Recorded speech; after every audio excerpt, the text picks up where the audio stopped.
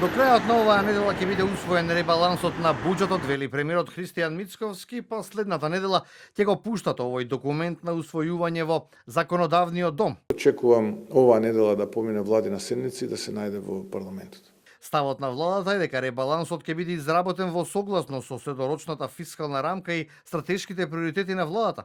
Како што претходно наведува, меѓу клучните цели остануваат одржувањето на стабилни јавни финансии, фискалната консолидација, инфраструктурниот развој, енергетската транзиција и подобрувањето на животниот стандард на граѓаните. А дека планирањето и трошењето на државните пари не оди баш како што е предвидено, покажува и истражувањето на Институтот за економски анализи Finance Think.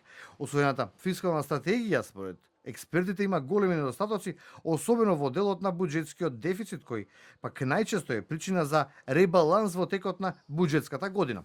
Од Finance Think за телевизија 24 посочија дека проблематично е тоа што трет пат поред властите го одложуваат правилото за буџети. Дефицитот да не надминува 3% од бруто домашниот производ. Секое одложување според експертите значи повеќе камати, помал фискален простор и поголема изложеност на ризик при нови шокови. Кога исклучок станува правилото, тоа го губи кредибилитетот.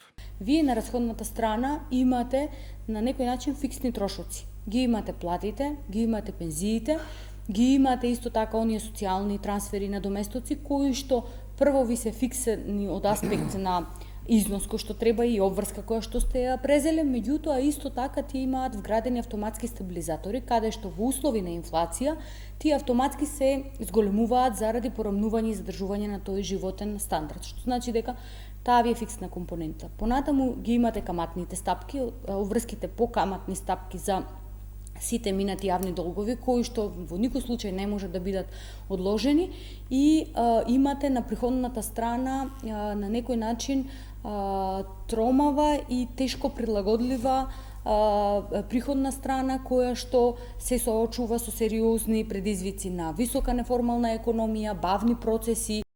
А речи се и да нема година во која нема прекројување на државната каса од октомври до декември, се подготвува приходната и расходната страна, односно како ќе се полни, како ќе се трошат парите на граѓаните следната година. Но, потоа, кога работите не одат како што е планирано, властите решаваат да ги прераспределат парите за најприоритетните проекти кои им се во моментот. Кои институции ќе останат без најавените проекти, а кои ќе добијат екстра средства, ќе се знае од следната недела.